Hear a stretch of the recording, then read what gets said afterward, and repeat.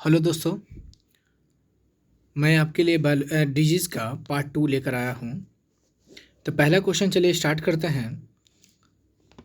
30 तक आप लोग 43 तक हम करा चुके थे। आज 44वां क्वेश्चन है। 44वां क्वेश्चन है, ऑस्टियोपोरोसिस किस रोग से संबंधित है? तो इसका आंसर क्या होगा? हड्डी। आप लोग कमेंट भी कीजिएगा। 45 नंबर क्वेश्चन है, समांतर निम्नलिखित में से कौन सा कैंसर का कारण नहीं है? तो ट्रांसमिशन नहीं है, बाकी ये तीनों में से हो सकता है, होगा। 46 नंबर क्वेश्चन है, थ्रोम्बोसिस डैश एक बीमारी है। थ्रोम्बोसिस जो है एक बीमारी है, किसका बीमारी है? तो आंसर हो जाएगा रक्त का। 47 नंबर क्वेश्चन है, जीका वायरस किसके द्वारा फैलता है? जीका वायरस किसके द्वारा फैलता है? तो मच्छर के द्वारा। जीका वायरस मनुष्य में किसके द्वारा फैलता है? तो मच्छर के द्वारा फैलता है। 48 नंबर क्वेश्चन है, निमोनिया डैश की सूजन के कारण होता है। मतलब निमोनिया किस में सूजन ला देता है? तो इसका आंसर हो जाएगा फेफड़ा, लंग्स में। ये देखिए क्वेश्चन है, 49 नंबर क्वेश्चन है, जब मानव शरीर का तापमान सामान्यतः शारीरिक तापमान से लगभग 2 से 3.5 फ़ारेनहाइट कम हो जाता है तो इस स्थिति को हम लोग क्या कहते हैं? इस स्थिति को आंसर क्या होगा? आंसर हो जाएगा इसका हाइपोथर्मिया। यानी मानव शरीर का जब 2 से 3.5 डिग्री फ़ारेनहाइट हमारा शरीर का तापमान अगर गिर जाएगा तो उस समय बीमारी कौन सा होगा? हाइपोथर्मिया। हाइपोथर्मिया। हाइपो, देखिए यहाँ लिखा हुआ हाइपो, इसको समझिएगा। हाइपो है, यहाँ पे देखिए लिखा हुआ हाइपर, तो हाइपर नहीं होगा, हाइपो होगा। हाइपोथर्मिया। अगर मान लीजिए कि 5 पॉइंट से लेके 8 पॉइंट फ़ारेनहाइट, मतलब 5.5 से लगभग 8 फ़ारेनहाइट अगर तापमान कमी होगा तब उस समय क्या होगा? तो उस समय क्या होगा बताइए, आप लोग कमेंट कीजिए। तो यही आंसर हो जाएगा आपको हाइपोथर्मिया। यानी 50 नंबर क्वेश्चन है, जब मानव शरीर के तापमान में शरीर के समानता तापमान से लगभग 5.4 से 8 फ़ारेनहाइट की कमी होती है तो इस स्थिति में क्या कौन सा बीमारी होगा या किस नाम से जानेंगे इसको? तो हाइपोथर्मिया के नाम से जानेंगे। चलिए 51 नंबर क्वेश्चन है, निम्नलिखित में से अन्य में से एक भिन्न को चुनना है आपको। यानी चेचक है, खसरा है, बुखार है, मस्तिष्क ज्वार है, इनमें से कौन भिन्न है? इनमें से कौन सा भिन्न होगा? इसका आंसर बताइए। तो मस्तिष्क ज्वार भिन्न होगा। 52 नंबर क्वेश्चन है, कीमोथेरेपी पद्धति का उपचार है कैंसर में। कीमोथेरेपी का उपचार कहाँ किया जाता है? किस चीज़ से किया जाता है? तो हो जाएगा पद्धति का उपचार जो है ये कीमोथेरेपी के नाम से जानते हैं हम लोग, कीमोथेरेपी के नाम से जानते हैं। यहाँ देखिए क्वेश्चन एक है, कौन सी बीमारी दिल से संबंधित नहीं है? कौन सी बीमारी दिल से कौन सा बीमारी है, कौन सी बीमारी दिल से संबंधित नहीं है? तो दिल से संबंधित नहीं है तो कौन सा हो जाएगा? अब बताइए, आप लोग आंसर बताइए, कमेंट भी करते रहे। डिप्थेरिया। आंसर क्या हो जाएगा इसका? डिप्थेरिया। आंसर हो जाएगा डिप्थेरिया। चलिए 53 नंबर क्वेश्चन है, मानव में बैक्टीरिया के संक्रमण का सबसे आम इलाज कौन सा है? तो एंटीबायोटिक्स। एंटीबायोटिक्स जो है आम इलाज है, यानी बैक्टीरिया से होने वाला बीमारी में एंटीबायोटिक दिया जाता है। 54 नंबर क्वेश्चन आपको ढूंढना है, कौन सा इसमें समानता का पता लगाना है आपको। तो इसका कॉमन कोल्ड है, रिंग वर्म है, कंजवाइटिस है और वोपिंग कफ है। यानी सर्दी है, दिनाय है और आपको आँख आना, ये है कफ है। तो पूछ रहा है कि इनमें से कौन सा समानता है? तो ये सभी असंक्रामक रोग है, ये सही है। ये सभी उपचार युक्त है, मतलब उपचारात्मक उपचार की प्रतिक्रिया नहीं करते, मतलब उपचार इसका होता है। इन सभी के लिए कोई निवारक उपाय उपबंध नहीं है। तो आंसर क्या हो जाएगा? सी आंसर हो जाएगा। आंसर क्या होगा? सी हो जाएगा।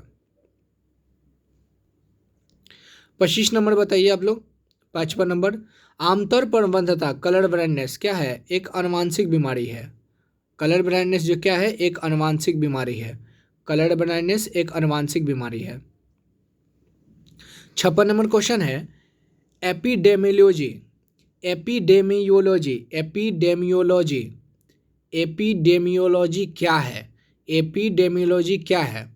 इसका आंसर क्या होगा? बड़ी आबादी में रोग की घटना और उसके प्रचार का अध्ययन, इसी को कहा जाता है एपिडेमियोलॉजी।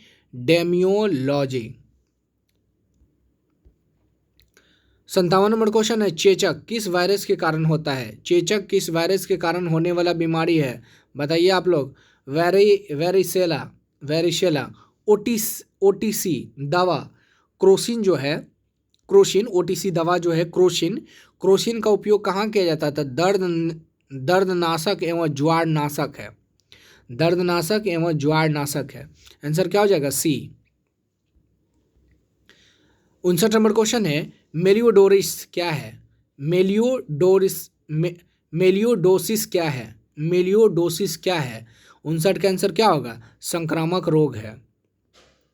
देखिए यहाँ पर RMAB वह वर्ग में दुनिया की पहली तेजी से काम करने वाला दवा जल्द ही भारत को लॉन्च करने वाली है। ये किस बीमारी से लड़ती है? तो ये RMAB जो है ये दवा है जो रेबीज से लड़ने का काम करती है। आंसर क्या हो जाएगा? रेबीज। चलिए 61 नंबर क्वेश्चन है काला जार के लिए उत्तरदायी जीवों की उत्पत्ति का कारण है क्या होगा? आंसर अधोमुखी युग्मक विखंडन। हीमोफीलिया क्या है? हीमोफीलिया एक आनुवंशिक रोग है। एक आनुवंशिक रोग है जिसमें रक्त थक्का नहीं बनता है। रक्त थक्का क्या होता? नहीं बनता है। तो इसका आंसर क्या हो जाएगा?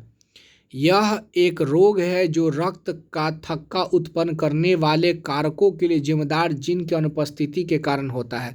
आंसर क्या हो जाएगा? यही हो जाएगा आपका।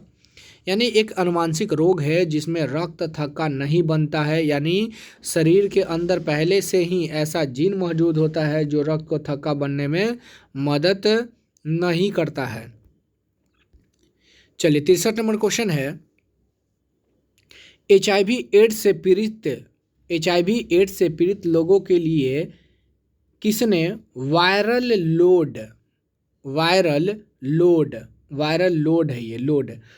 लोड टेस्ट लॉन्च किया है? तो आंसर होगा JP नड्डा। 64 नंबर क्वेश्चन है फील पाँव किसके द्वारा होता है?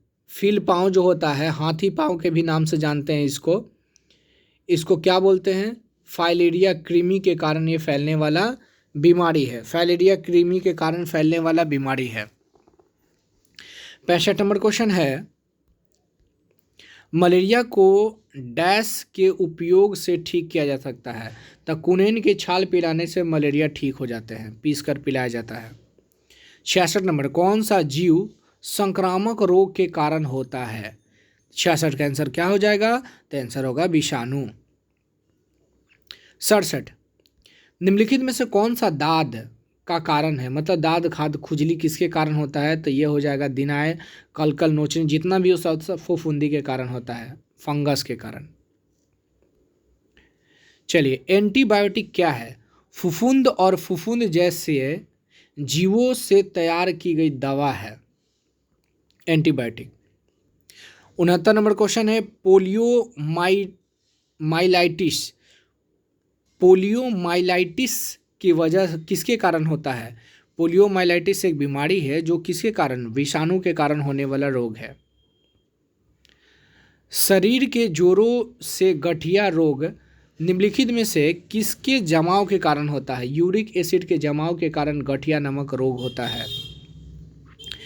61 नंबर क्वेश्चन है 71 नंबर मिलावटी सरसों के तेल से पके भोजन के खाने से एक बीमारी होता है जिसका नाम है ड्रॉप्सी है। मिलावटी तेल खाने से बीमारी होता है जिसका नाम है ड्रॉप्सी। ठीक है, इनमें से कौन सा कारक नहीं है? तो अर्जी मोम तेल मिलावट के कारण ये नहीं होता है। ये बोला नहीं है, तो क्या क्या हो सकता है? तो सरसों के तेल में साइनाइड अंश मिला दीजिएगा तब ड्रॉप्सी हो सकता है, भूसी मिला दीजिएगा तब होगा, उजला रंग मिला दीजिएगा तब भी होगा। यानी याद आपको रखना है कि मिलावटी सरसों के तेल खाने से हम लोग को कौन सा बीमारी होगा? ड्रॉप्सी। चलिए 72 नंबर क्वेश्चन है। 72 नंबर क्वेश्चन को एकदम ध्यान से पढ़िएगा। ये क्वेश्चन पूछा गया है, यहाँ देखिए, ऐसे भी जो भी हम आपके लिए क्वेश्चन लाते हैं सब पूछा ही रहता है, कहीं ना कहीं किसी भी एग्ज़ाम में पूछा गया है जिसको कलेक्ट करके लाया गया है। तो 72 नंबर क्वेश्चन है, यह एकल कोशिका के रूप में उत्पन्न होता है और ऐसे निर्दयी रोग के रूप में धारण कर लेता है जिससे प्रतिवर्ष लाखों की लोग मृत्यु हो जाते हैं। मतलब यह बोला कि यह एक एकल कोशिका के रूप में उत्पन्न होता है जो लाखों लोगों को मौत के घाट उतार देता है। वैज्ञानिक इसमें काम कर रही है, धैर्यपूर्वक काम कर रही है, जो हमारे लिए अभी यह बीमारी बहुत ही खतरनाक हो चुका है, जो क्या है हमारे लिए बहुत खतरनाक होगा। अभी इसका अभी तक कोई इलाज भी संभव नहीं हो सका है। इसको कंट्रोल किया जा सकता है अगर शुरू से पता रहे तब। वो कौन सा बीमारी है? तो आंसर क्या होगा बताइए आप लोग। यानी यहाँ क्वेश्चन बोला यह एकल कोशिका के रूप में उत्पन्न होता है और ऐसे निर्दयी रोग का रूप धारण कर लेता है जिससे प्रतिवर्ष लाखों लोग मौत के घाट उतर जाते हैं। पर वैज्ञानिक धैर्यपूर्वक इससे रहस्यों का उद्घाटन करने में लगी है, मतलब खोज में लगी है। इसके विरुद्ध संघर्ष एक नाटकीय मोड़ पर पहुंच गया है। डैश के विरुद्ध युद्ध में नई खोज श्रेष्ठ चिकित्सा के लिए विश्वास और आशा का संचार कर रही है। ऊपर जो ये दिया गया है वो कौन सा बीमारी के बारे में कहा जा रहा था? आंसर होगा कैंसर। आंसर क्या हो जाएगा? कैंसर। 73 नंबर क्वेश्चन है आपका, जैविक रूप से संश्लेषित नैनो कण का उपयोग एक नई पारिस्थितिकी मित्र तकनीकी कैंसर के उपचार में बड़ी संभावनाएं हैं। एक तकनीक पौधे के निचोड़ का उपयोग है, यह क्या है? आंसर क्या हो जाएगा 73 का? तो हो जाएगा आपको पार्थिनियम। पार्थिनियम। चलिए 74 नंबर क्वेश्चन है आपका। 74 नंबर क्वेश्चन है, एल्कोहल के निराविशन के लिए निम्नलिखित मानवों के लिए उत्तरदायी है। मतलब एल्कोहल का ज़्यादा सेवन करने से मानव का कौन सा भाग खराब हो जाता है? 74 का आंसर क्या हो जाएगा? आंसर हो जाएगा यकृत। आंसर क्या हो जाएगा? यकृत, लीवर।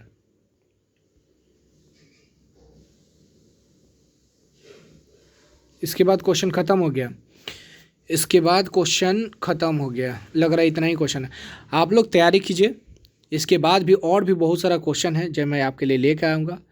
कंफर्म आप इससे नंबर अपने एग्ज़ाम में उठाइएगा, ठीक है? तो आप लोग तैयारी में लगिए और अच्छे से तैयारी